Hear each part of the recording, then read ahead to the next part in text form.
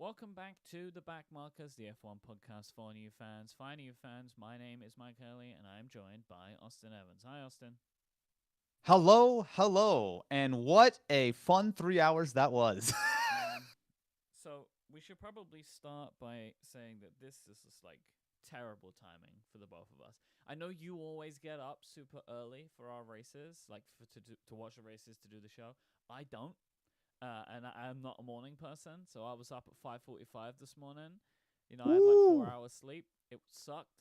And then we sat for like 2 hours waiting for the race to begin. You're currently on the East Coast, so what is it, like 4 a.m.? It is 4:26 a.m. at the moment, and I'm feeling great. What more could you ask for? You've got Suzuka, you've got Mm-hmm. rain, you've got a race that actually Yep. happened.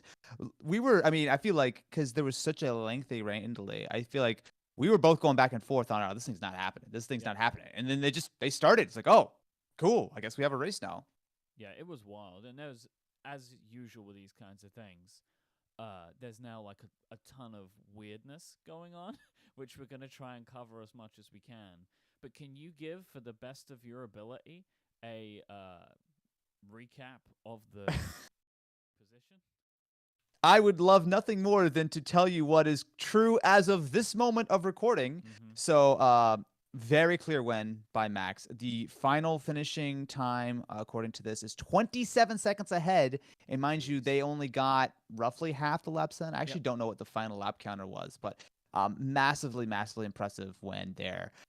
As of right now, of recording, Checo came in P2 and Leclerc came P3, although those positions were switched on the road. But I think at the very last corner, Leclerc went deep and he kind of had to cut the corner a little bit. So he was given what I believe was a 5-second penalty. But again, this is all happening like seconds before we started recording. And if that is the case, and I don't think that will be challenged, that means that Max Verstappen is officially the world champion for 2022, which is, I guess, not a huge surprise because, I mean, he was going into this basically just needing to win and have any kind of luck at all. Yep. But yeah, it's quite the the finishing order for the Japanese Grand Prix, and I'm sure Honda will be incredibly happy to get not only the 1-2 by Red Bull right as they announced that they're rekindling their partnership with Red Bull, but Yep. also getting the championship for the second year in a row on home soil. Yeah, it's wild. Like, and what is going on? Like, have they done something new, Red Bull and Honda? Yes. So the way I understand it, so to recap, last year was Honda's official last year in Formula One, right? So they decided they were going to pull out. It wasn't sustainable, yada, yada, yada. So essentially, the deal that they fostered with Red Bull Yeah. was that Honda would continue to essentially make the power units, they would continue to service them, et cetera, while Red Bull start to build up their own powertrains division Mm-hmm. to completely make the new power units that are coming in 2026. Now, as of right now, the Red Bull cars are badged, I believe, as Red Bull powertrains, even though they're 100% Honda units in everything besides name. And as you might expect, as Honda maybe got some cold feet about the whole deal, especially with the Porsche thing that Red Bull were potentially going to partner with, all kind of getting shut down. Essentially, Honda like, hey, we're doing all this work. We've spent all these years, all these probably billions of dollars to develop this power unit.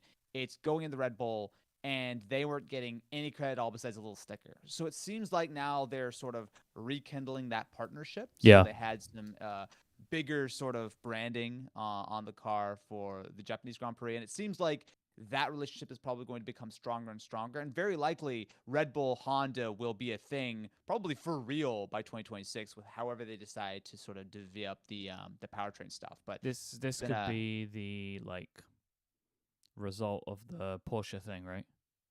Like, this could be correct, the yeah. I result think of that not working out. I think as soon as the Porsche thing dropped out, because the thing was, even though Honda officially left, they actually had a change in CEO in between when they announced that they were going to leave and when it Oh, actually okay. happened. And so I think everyone on the actual F1 side of Honda were all like, we don't want to leave. Let's continue. Let's continue. But what the problem was that, high up said, let's bail. But there's a new CEO. And I think that Honda realized the value that F1 brings, especially because they've got the power unit and the, world champion, the double world champion team in car. And they were doing that for free, right? Which made no sense whatsoever. So that's where it's at right now. Honda, I think, are very much pushing to kind of have a little bit more control in that. And I'm sure the Red Bull crew are very happy to continue that partnership with Honda that has been so successful for them. So aside from the race today, there have been more driver moves that have happened since the last recording.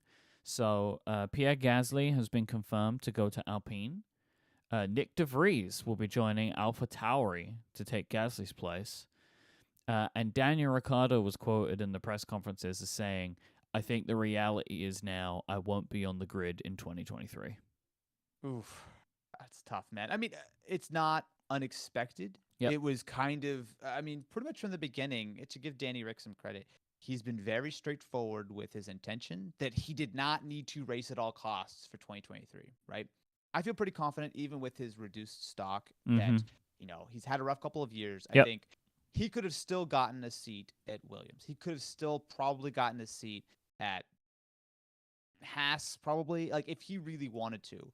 But the problem is, I think if he would have offered his services for a reduced rate, let's not forget Danny Rick is still one of the highest paid drivers on the grid. So if he would have taken a major sort of pay cut, I think he could have stayed if he needed to. But the thing is, that would have been nothing more than an extension. That would have been a dead end. He would have, had another year, maybe 2 years, and he would have been out. Yeah. Instead, he's taken the fat paycheck that he got from McLaren, because let's not forget, he agreed to part ways with McLaren. They didn't fire him. They weren't able to just get rid of him. He, I'm sure, was very handsomely rewarded for saying goodbye to McLaren.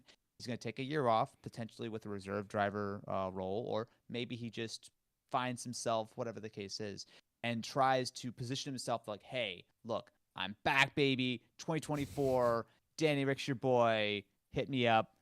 I think it's a smart move, right? If nothing more than just for the mental break for him to kind of reset himself after what has been an incredibly bruising couple of years. Yeah, it's put us at 2 spots now that are available, the Haas seat and the Williams seat.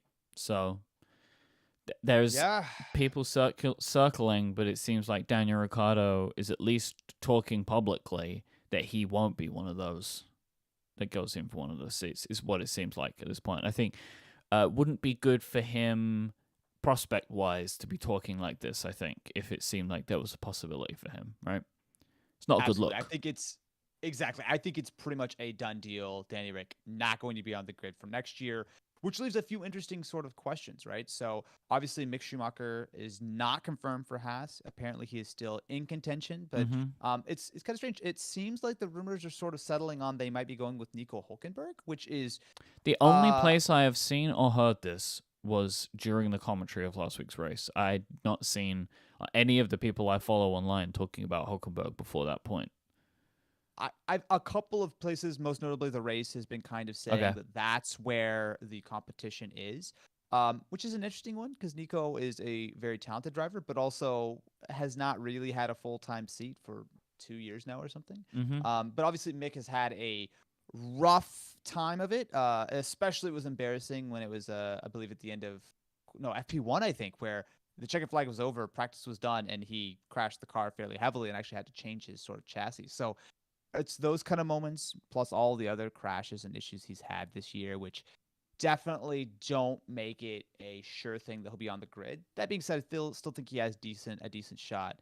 And then you go over to Williams, and it doesn't seem like they have a lot of options. I mean, there's certainly some drivers who may end up going with them, but the rumor that I've heard is that they're really trying to get Logan Sargent in. And I know we talked about that last week, and that's their F2 driver, their junior driver. But the main issue is that he doesn't technically have enough super license points to actually qualify for a grid spot. But he just needs to get like 6th or above, I believe, for the final race in Abu Dhabi. If he's able to do that, it seems like that's a probably fairly straight shot for them to bring him in to replace Latifi, who is most certainly not going to be on the grid for 2023. Yeah, I mean, they already said it, right? That it's the funny thing. The one thing Williams have announced is no Latifi, right? Yeah, that checks out. I mean, look, it's tough because obviously he's a nice guy, and he did do relatively well. I mean, he got 9th place today. Yep. Again, we're recording so early; it's still very unclear on exactly how many points were divvied up. It seems like it was full points. As of right now, I don't know why. Yeah, so after Spa last year, where there was a Yep. complete non-race, right? And there were I think we gave half points or something, but with 2 laps under the safety car, they did change it for this year, where there's like these buckets Mm-hmm. where once you hit, I think it's like quarter distance, you get points, then half, and then something above that. But it was a really unclear. And again, I don't know exactly how many racing laps we got. I do believe it was just a little bit above half. The commentators are talking as if it was going to be half points, but now suddenly it's full points. Max is the champion. I don't know. But regardless, it was a smart move of Latifi, and it was a smart move of Seb to kind of take that very early pit stop to switch over to enters. But I feel like we might be getting ahead of ourselves because there's a whole lot more stuff that happened before the race even got started. Yeah, I think the one last thing I wanted to mention before we move on is the cost cap stuff we were talking about. The certifications for that were supposed to come out on Wednesday, and then halfway through the day, Wednesday, FIA said, actually, no, next Monday. So we still don't know if or what penalties would be awarded. There's been a bunch of rumors on all sides. Some people saying it's the biggest thing ever. Some people saying it's nothing, and with a spectrum in between at that. So maybe we'll talk about it on our next episode, which is in 2 weeks' time. But who knows if they're actually going to do it by that point? But we still don't know the result of that. Yeah, and the thing is, it's hard to know. There's a lot of misinformation going around. I did see what seemed to be a fairly legit-looking press release from the FIA that was leaked that has not been confirmed at all. If you read that, there were spelling errors in that. I don't think that was real at all.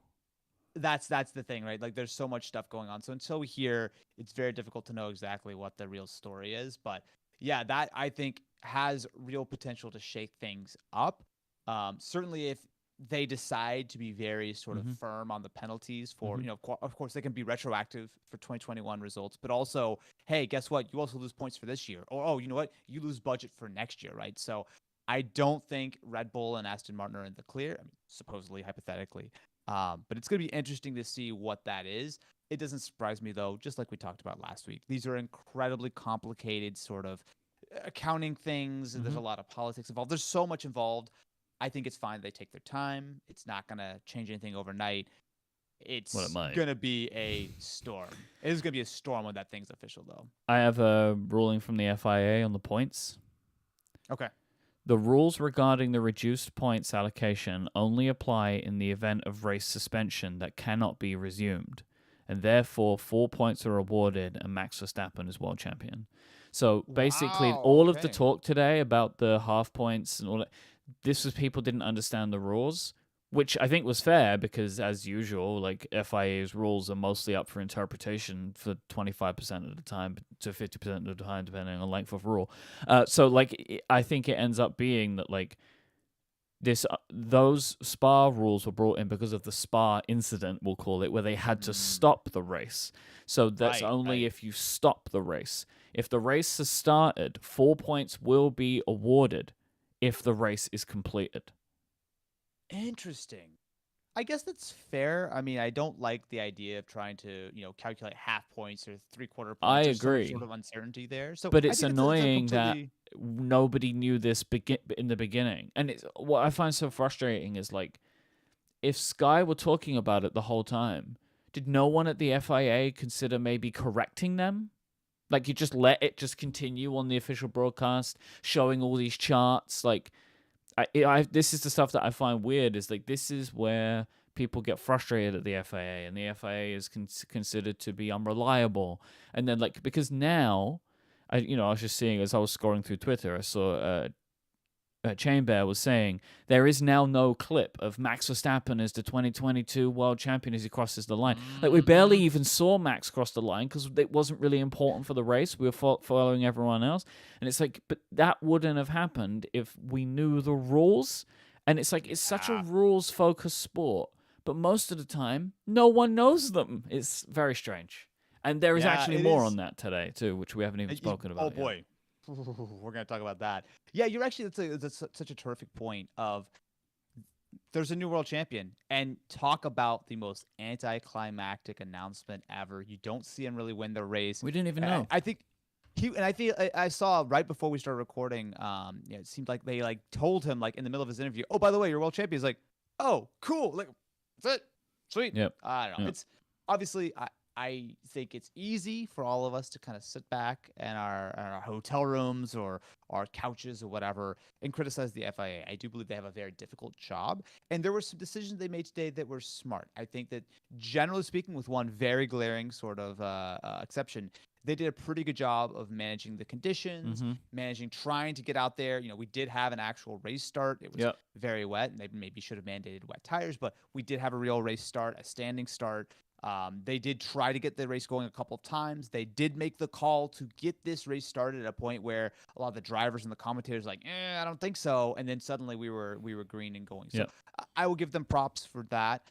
But the uncertainty around the rules, the complexity of things, I think does hurt the sport, especially if you're a newer viewer. I mean, if you've got the commentators not understanding what's going on, if you've got pundits and you've got people who are, quote unquote experts not understanding what is going on, then you certainly got a lot of room for confusion. Because it for feels the like average fan.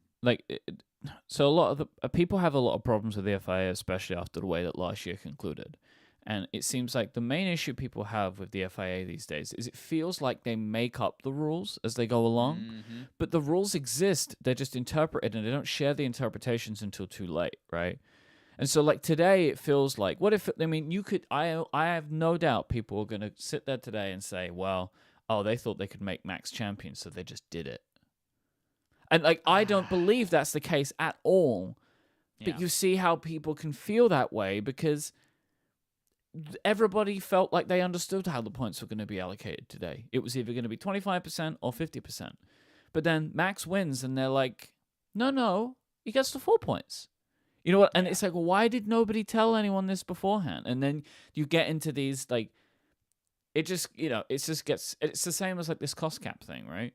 Everyone thinks it's going to happen. Then there's this leak, which seems to suggest that Red Bull maybe did some accounting, and now they're like, we'll talk about it next week.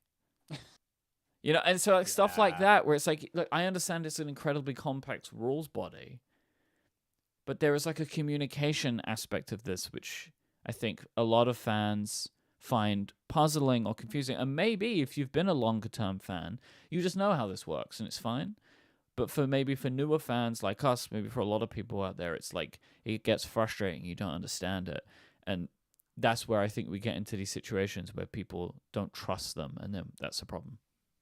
Absolutely. Well, also, especially when these rules do change, right? I mean, this all changed as of last year, and this is the first time we've had a real situation quite like this. I mean, obviously Singapore was quite wet last week, but it wasn't quite to the same degree of, we were running into the time for the race and et cetera, et cetera. So yeah, it's one of those things where it's weird, and it's obviously it was not like anyone is surprised that Max is the champion, right? I mean, unlike last year where it really came down to the wire, this has been decided for probably a couple of months now, and it's just sort of more of a formality. So Max can go take a vacation, and not show up for the last races, which would be really funny to see. But yeah, there's a lot there, and there's a lot of stuff that has been going on in that off season. Yep. But we got to talk about some of that race stuff, don't we? Yes. I feel like All we right. might have to discuss a couple things here or there, just a little bit. It's time to switch to Inters. You know what? We may need extremes, man. It was pretty wet. Well, I'm coming in. You can tell me what I need. You know what I mean? I think we need to stall for a second while I open up the timer because I'm clearly not ready. All right. Ready to come in and get an extreme wet, a full matching set? Hopefully. All right. Ready, set, and go. This episode of The Backmarkers is brought to you by Mint Mobile. Mint Mobile offers premium wireless service starting at just $15 a month. And now the plot twist. Oh, no, there isn't one. Seriously, Mint Mobile has just premium wireless for $15 a month. There's no trapping you into a 2-year contract or opening up your bill and finding a bunch of crazy fees. There's no luring you in with free subscriptions to streaming services that you'll forget to cancel and be charged full price for. There is none of that. What's so great about Mint Mobile, as Austin said many times, is not only is it so fantastically cheap, not only do you get all this data, you also can just set it up really quickly, right? You just pop the SIM in and you're off to go. Couldn't get any better than that. For people who don't Absolutely. like getting their phone bill, Mint Mobile offers premium wireless service for just $15 a month. Mint Mobile gives you the best rate whether you're buying for one or a family, and at Mint, families start at 2 lines. All plans come with unlimited talk and text plus high-speed data delivered on the nation's largest 5G network. I think that's awesome. You get all that unlimited talk, unlimited text, and high-speed data. Fantastic. Use your own phone of any Mint Mobile plan and keep your same phone number along with all your existing contacts. So switch to Mint Mobile and get premium wireless service. Get premium wireless service for just $15 a month and no unexpected plot twists at mintmobile.com/backmarkers. That's mintmobile.com/backmarkers. Seriously, this is going to make your wallet very happy. mintmobile.com/backmarkers. Our thanks to Mint Mobile for their support of the Backmarkers and all of Relay FM. And time 130.88. That was pretty good. Well, I would say that you dropped the wheel gun. I was not expecting you to ask for my opinion on that one. I was like, oh yeah, I agree. I think you dropped the wheel service. Yeah, you know what? I can. This is the post part, so it's fine. Terrific and great job both to Mike and to Mint Mobile for delivering wonderful service at a reasonable price. See, we got the no notice. The FIA, they were busy looking at Max or whatever. No penalties. We're all good. It's 1.2 seconds off the fastest time for Mint Mobile. All right, so race started today. Carlos Sainz and Alex Albon out in the first 2 laps, which brought a safety car out, slowed everybody down and then red flagged. But also, the whole red flag procedure was taken up with discussion around the fact that there was a tractor on the course bringing off Carlos Sainz when cars were still going around. Most of the conversation is focused around Pierre Gasly because Pierre was going fast. He was said to be going faster than he should have been potentially at that point. So a lot of the conversation is focused around Pierre, but there's a ton of footage online from F1 camera feeds of a large portion of the field going around the track at the time where this tractor was on the track when it clearly shouldn't have been. There's been a lot of conversation as to who is at fault, who's not at fault, but I think it's pretty clear that no matter what speed anyone should have been going or whatever, this tractor should not have been on the track when cars were still passing, especially if they were going to red flag it. This is particularly sensitive because of the death of Jules Bianchi in 2014. On this track, under those circumstances, he collided with a tractor and it ended his life, which was a horrifying thing to happen. I think it's one of the reasons that the Halo exists now was because of that incident. So this is just one of those things where it's incredibly charged for the drivers, and no matter what is considered, I think, about speed or whatever for Pierre, this is something that is just too dangerous to be occurring. Yeah, there's a lot there, right? So I think we all kind of saw it transpire in slightly different ways. So the main feed, the main Sky feed was, I don't think the commentators got to see it because there's a lot going on with that first lap. There was this big piece of advertising that Pierre also had sort of hit. So a lot of the replays that we initially were seeing, he was incredibly mad about what it looked like the board. But then, especially on sort of like Twitter and whatnot, it started surfacing some of those clips of Pierre absolutely flying beside a tractor. And so there's a few ways to look at it. As of recording this right now, Pierre has not yet seen the stewards for this, but they seemed pretty firmly like this is Pierre's fault, at least in sort of their initial messaging around it. So obviously it is not unprecedented to have a vehicle on track, to have marshals on track, right? I mean, this is what happens when you have a wrecked vehicle, when you have a safety car, did you see the video that there was also actually a person? Yeah. Which is hard to see, right? Yeah. So that's the real problem here, right?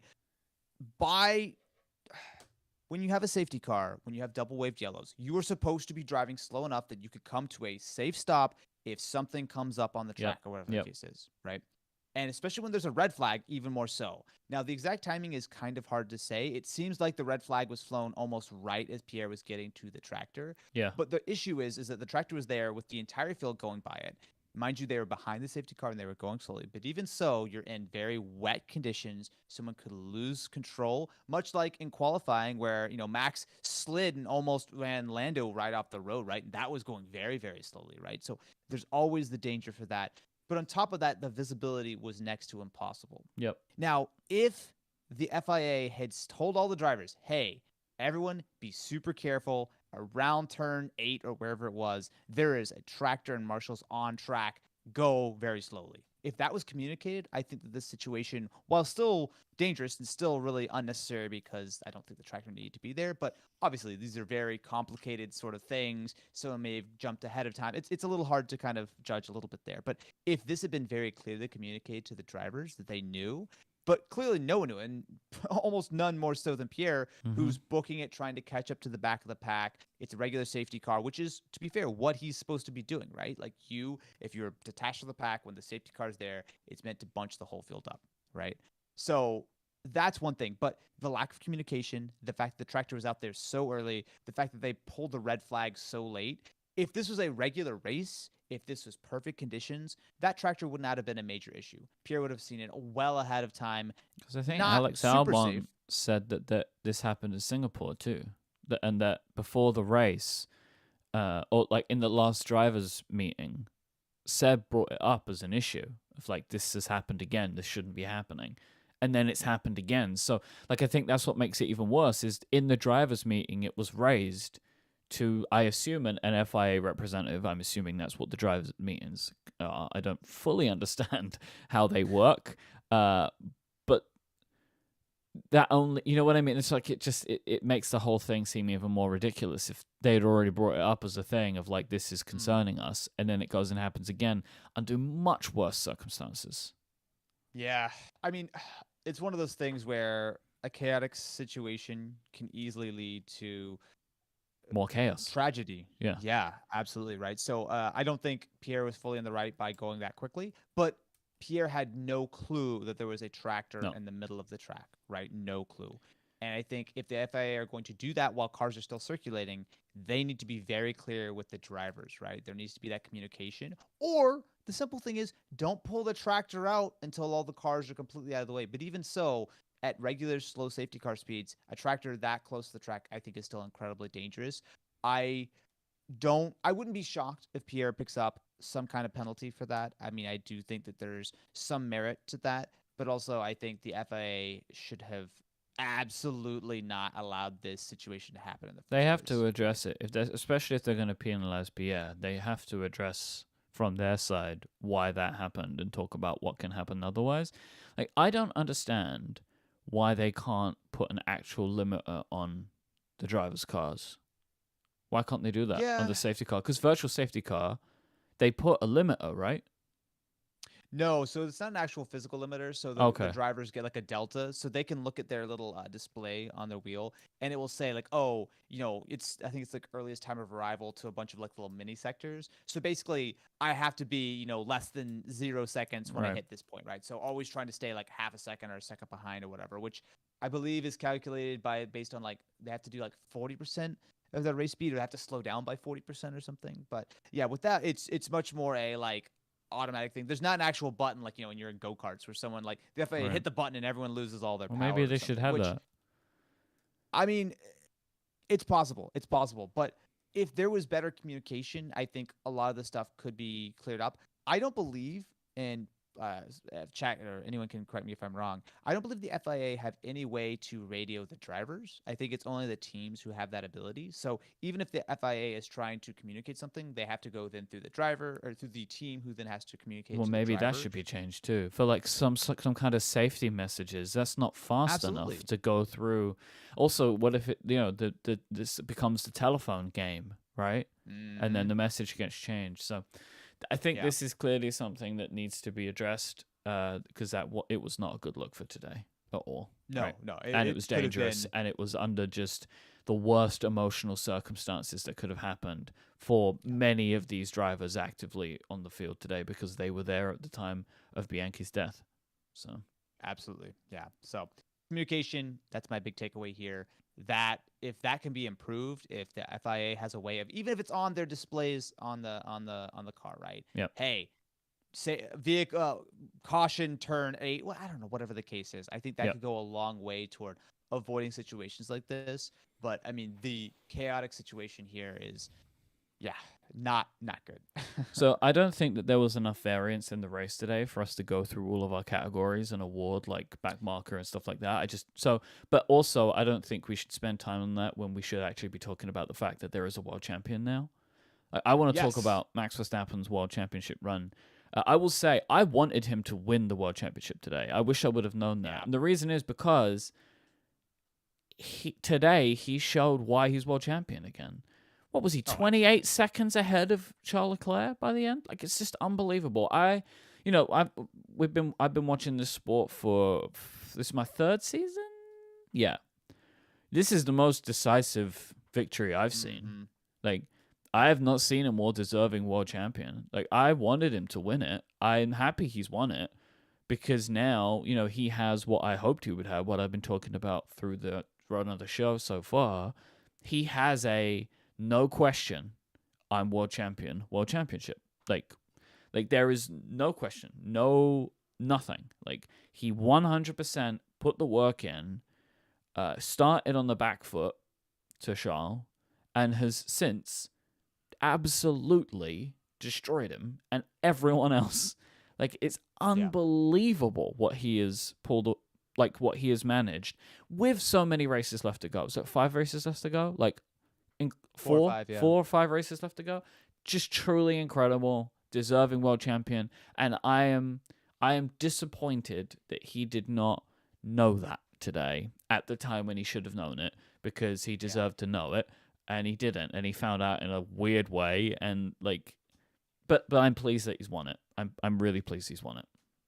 Yeah, it's one of those things where dominance is almost not even the right word for it, because I mean, you look back to just the machine of Red Bull and Max Verstappen together, and I mean, it is absolutely every bit the same kind of dominance that we saw with the Schumacher Ferrari era in the early 2000s, right? Of just the team is built around the driver. They clearly have an incredible car, right? I mean, there's no doubt the Red Bull was by far the best overall vehicle this year.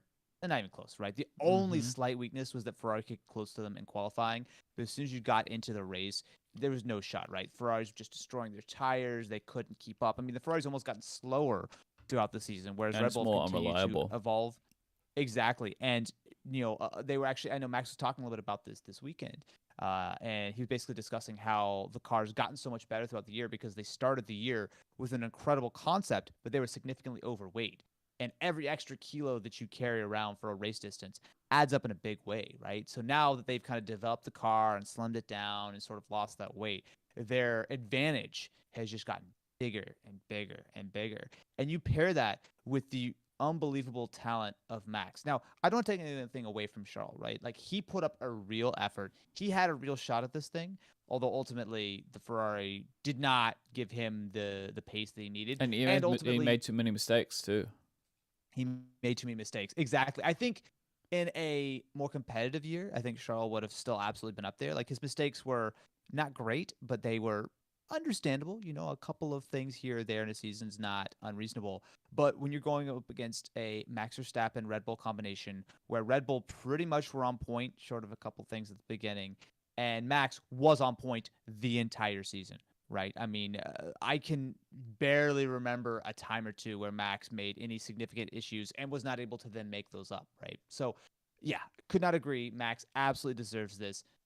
Incredibly calm, collected, and just dominant, right? Like, no Mm-hmm. one could touch him Mm-hmm. this year.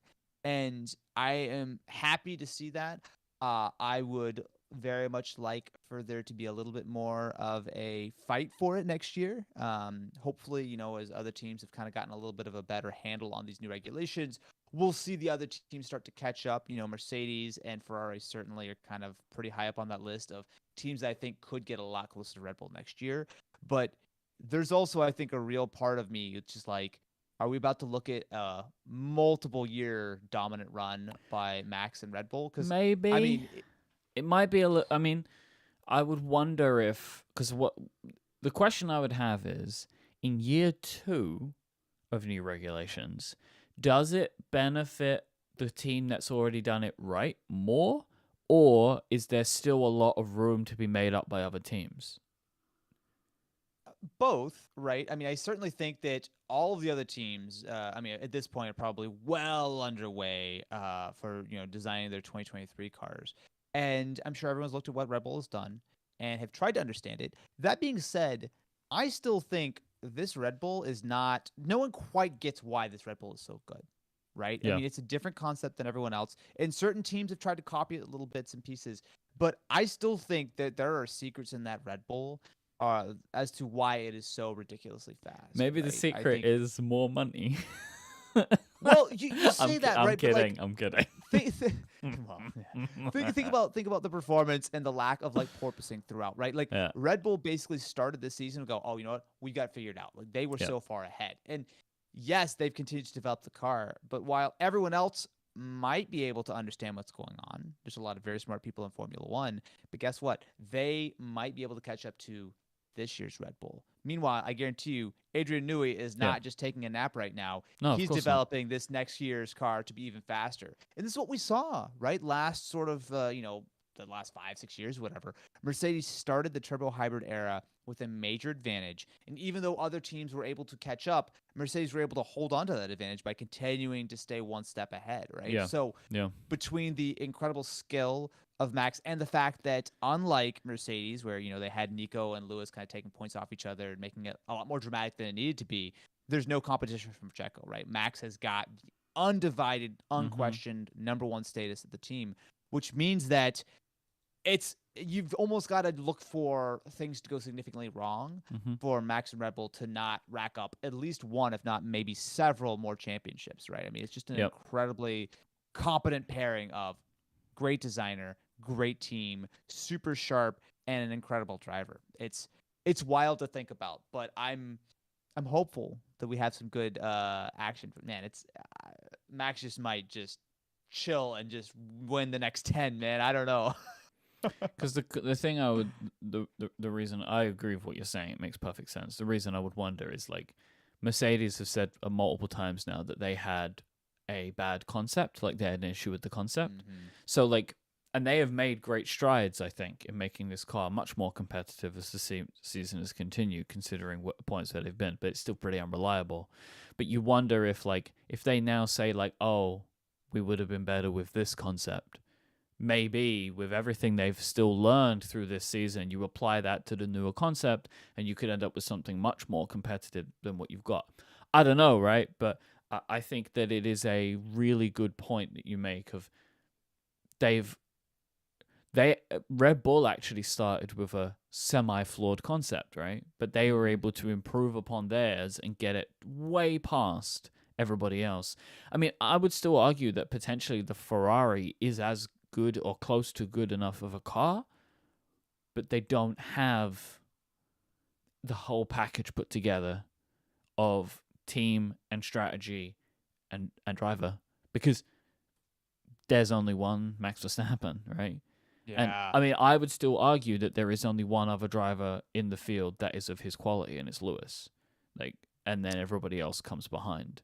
I think because that's my opinion, right? But I think that we've seen it in previous years, and I think Charles is getting there, but he's still missing potentially a few components. I think there is a confidence thing that he lacks sometimes, and a decision making that he lacks sometimes, which has come to bite him. Which I think those are two things that both Max and Lewis have in spades, right? Of like, they have the confidence and they make the decisions and can put the car where they need it to be, but they both need the right car under them to do it. Like, I think in my first season, Lewis was way more decisive, like in the 2020 season, than Max, because the Red Bull just wasn't there compared to 2021, where it was. And then even between the two of them, then it just became a two-horse fight. But now, with the Red Bull being the truly competitive car in the field, pair it with Max Verstappen, unstoppable. But I feel like if you put Lewis in that car, unstoppable. But Perez, whilst probably, I reckon, going to be second, he is currently second, I reckon it will be a 1-2 in the championship for Red Bull. there is still quite a delta between the two of them, even though like Perez is doing so well. But that delta at the moment is 110 points. So Yeah, that's a I big mean, difference. it's wild that. Yeah, I think you completely nailed it, right? It was difficult to kind of judge Max versus Lewis until they got on equal machinery, and it was shown pretty clearly that they are absolutely top of the top, Hmm. right? Which is not a big surprise, right? I think everyone kind of expected that. But like you look at this year, Lewis doesn't have a car that's remotely competitive, right? And I think it's kind of difficult to say, oh, well, how well would he be doing? I mean, we know based on last year they can go toe to toe, but you can't make comparisons when, two competitors have wildly Yep. different performance in their vehicles. Whereas with Ferrari, I think it's a lot closer, but that Red Bull is too fast, right? Even throwing out all of the problems that Ferrari had this year, even throwing out all of the mistakes that Leclerc made, he still was not able to stay on pace with Max. So I think massive congratulations to the Red Bull team, massive Yep. congratulations to Max, and I look forward to seeing how next year shakes up. And of a lot more interesting questions for this year, right? Of like you said, who comes P2 and the drivers. There's a lot of challenge when it Hmm. comes to the actual constructors where everyone is. Obviously, Red Bull are going to win it, even though they have not technically clinched it, but they're clearly going to win. But where the other teams are, where McLaren versus Alpine go, and some of the silly season stuff that's still not wrapped up with the actual driver lineup. But it is, I think, incredibly impressive to see just the dominance that Max has really shown this year. Like I think it's hard to understate. I don't know off the top of my head, but this is I think one of the earliest championships have been wrapped up in quite a while. I mean, I And feel like it has to be just statistically looking at how many points can be achieved realistically, right? Like, yeah. and he has done a very good job of doing that, right? Like, It'll be interesting to see how many more races he's able to pick up over the last few, right? He, I think, is still within shot to be the most wins of a season mm, ever. I know that I think it's Seb has that right now in, was it 2011 or something? I think Seb and Schumacher both are up there for the most wins in a season. But I believe Max can still pull that out because he has won so many races this year. so the most F1 wins in a season is 13, and that is held by Schumacher and Vettel. They both hold that. 13. What's Max on now? I think he's on, is it 11 or 12 at this point? I don't know the answer to that question. I'm googling. I'm Googling along with you, my 10. friend. So 11. 10. 11. It was 10 before this weekend. I found an article about saying 10. So he's done got 11. So he needs to win 2 more to tie, 3 more to take that record. I will say, genuinely surprised that Lewis has not managed that. Like, when you said it, in the fact that he has won 7 world titles, I'm surprised that one of those years he didn't even tie that. I mean, Oh, Max is on that's a lot 12. of They're wins. saying in the chat, Max is on 12. That was an article from Oh, earlier in the month. So 12. So he has to do 1 more, which he will, to tie yeah. it, and then 2 more to beat it, which There's, very possible. I mean, there's 4 more races. I think the safe money is that Max wins them all. I Man, think let me the tell very you, safe money. if you would have told me, they asked me the question before the season started, who's going to break a new record this year, I would not have said Max Verstappen. Like I just if you look at like who has all the records to beat, like it's been Lewis, right? Like over and over and over again. That's wild. I mean, I hope he does it. It'd be great for him. I hope he does it. And I he like deserves seeing it, history. right? I Yeah. like it, right? Like it's a fun thing to see. Last question I have for you, and we can see if maybe wrap up today because I know it's like about 7 o'clock the next day for you now. Do you think we are on a 6-7 championship run for Max Verstappen? Like, do you think that he can just he could do what Lewis has done? Could we have enough? Is it realistic to have back-to-back history makers? I kind of think it is. I think we're in an era where Formula One seems like, and obviously this will be proven out, but it seems like we're in an era where the momentum is massively important, right? Last sort of generation, with the turbo hybrid cars, Mercedes started on top, they stayed on top. right? Red Bull barely pipped him at the very end, but I mean that was really the string, and it was Lewis versus Lewis or Lewis versus Nico for a little bit, right? And now we're seeing the Red Bull are starting out with a major advantage, and especially with the cost cap. While yes, it's kind of putting everyone on the same playing field, what's going to knock Red Bull down, right? I mean, clearly you could look at 2026. I mean, that's sort of the next time where the cars and the power units and whatnot are going to be pretty majorly redesigned, right? But we've still got several years between now and then. I think the biggest sort of worry is twofold for Red Bull and Max to not just win 3, 4, 5 more in a row. One of which is that they make a massive mistake, which is unlikely but totally possible, right? Next year they may go down a completely different concept. Who would for have the thought car. Mercedes would have made such a big mistake, right? So it is Exactly. definitely possible that Red Bull could do it too. Yeah. I think the bigger concern is the FIA. I think while the FIA have been generally pretty neutral, I don't think it's unreasonable to say that they slowed Mercedes down last year. I think some of the regulations with the rake and sort of removing from the rear affected Mercedes more than Red Bull, and you could argue that that was not intentional. I would say it's probably a little bit for the spectacle. So They also got rid of their steering system, right, where they could angle the they did get rid of tires. DAS. Yeah. Yes, they did get rid of DAS, but it's not. We've seen it time and time again. When a team gets too dominant, the rules need to be changed. They want to try to make sure that there's an interesting fight and that someone just doesn't completely run away with it, right?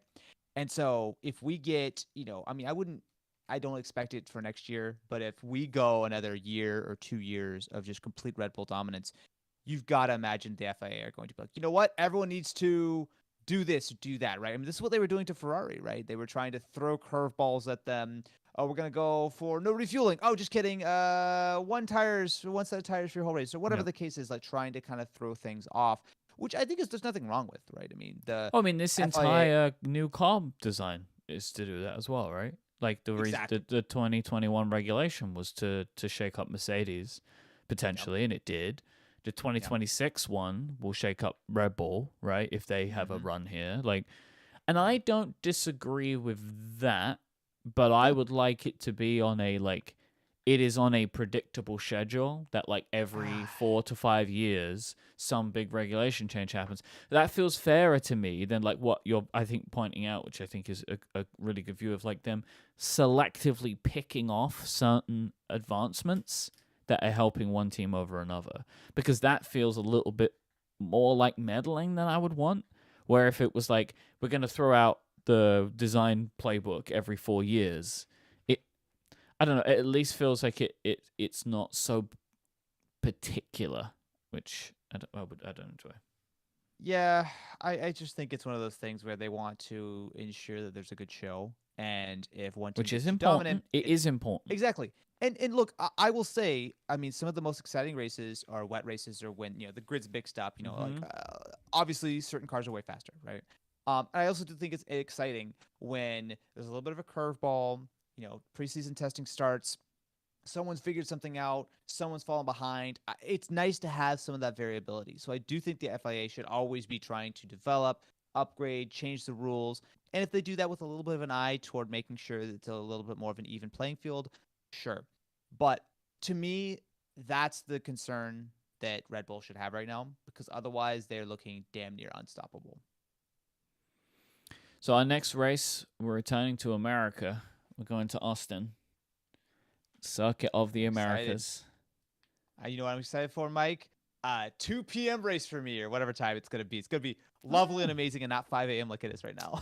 What is it for me? It is a 8 p.m. race. It will be a 12 o'clock race for you. So don't tune in at 2 p.m., Austin, because then you'll have missed the entire thing. That would be unfortunate. I'd be like, so that's hey, Mike, I'm ready. On October 23rd is when we'll be back. But congratulations to Max Verstappen. Well fought, dominant victory to him. I think I'm genuinely, I don't think people will believe me. I am very happy for him. Yeah, I genuinely am. I wanted him to win the season if he was going to get a shot at it, and I think that today he showed it. That him coming off the line in the first restart and just absolutely my God. dominating Leclerc around We that didn't even corner. talk about that. Yeah, it's Yeah, just that like opening corner. when I saw it, I was Ooh. like, you know what? I hope you win the championship today because that was, I mean, it was mean, but it was incredible, right? But that's Yeah, part of it, right? Like it was mean, you know, like he was aggressive, but like that is why he's world champion, yeah. and he's allowed It's to do it, so it's fine. confidence. It's no fear, full Mhm. bravery, and just absolutely being one with the car and the conditions and trusting Leclerc, right? I mean, obviously, Leclerc comes a little wide. They're both out of the race, but a fair fought I championship. don't know if that goes through his mind, and I don't mean that in a bad way. Like I don't. Yeah. I think one of the things that makes him who he is he is 100% like I am Max and that's all there is. And like everything that he does, he just believes he can handle it. And I think that's what sets him apart for other drivers who wouldn't make that move because maybe they wouldn't. You know, maybe they would think about other people in the sense of they might hit me or, you know, like I don't know this, but like I think what makes him so confident is his belief in himself, and like that's where it starts and ends, and that's what puts him over the line more than anybody else at the moment. No, makes sense. It makes sense. All right. If you want to catch up with us, there's a few ways to do it. You can check out the audio version of the show at backmarkers.fm, the video version at backmarkers.live. We're both on Twitter, and we're also at backmarkerslive on Twitter as well. We'll be back in a couple of weeks for the next American Grand Prix. Until then, say goodbye, Austin Evans. Good night, and I'll see you at a reasonable time very shortly. All right, stop the audio, and no cooldown room today. You're going to go to bed or something, because I cannot believe you've done this. No, it's all good, man. Look, I had a coffee at like 11 p.m. Are you going to go to sleep? Yeah, why not? The sun won't be up for another hour and a half. Like I feel like I want to go back to sleep. I don't even know how you must be feeling. I'm feeling good. I'm just happy that this hotel setup didn't completely combust. It was great. Tonight was I was cutting it close. Trying to get my stream ready to actually watch the race. I got that going about 3 minutes before the race started. Yeah, you were furiously texting me like, oh boy, I was like, it's not on the hotel TV. I can't use YouTube TV because I'm not in the country. My VPN's not working. It won't let me sign up for F1 TV because it's not letting me take my credit card. It was eventful, but I'm very happy, and I'm very happy. Thanks to everyone in the chat for either waking up early, staying up late, or providing good info. Good info today. It's you know what? I feel like we've had a real tough time lately with trying to do shows right after, because it's not like we've had straightforward races where it's just clear and easy. It's like as we're recording, stuff's going live, people are getting penalties, the champion is being decided in the middle of our show. Man, the FIA, the Formula One, can they just think about us a little bit and just wait? Think about the podcasters. You know, we're the ones really suffering. Yeah, it's really all on us. We're very, very much needing all the help we can get. And everyone's asking for Go Tiffy. Yes, the Go Tiffy points were very real. Congratulations to Nikki for I guess he ended up getting 2 points then, right? Yeah, he got 9th. Yeah, but yeah, that's it. We've got another. Well, it's weird. I keep wanting to say that's like another championship in the bag, but we still got 4 more races. There's still fun stuff. It's not time to tune out just yet. It ain't done yet, but the championship is. Yeah, the championship was over a while ago, so yeah, what that's else true. Is new? All right, bye everybody. Good night and good luck, my friends.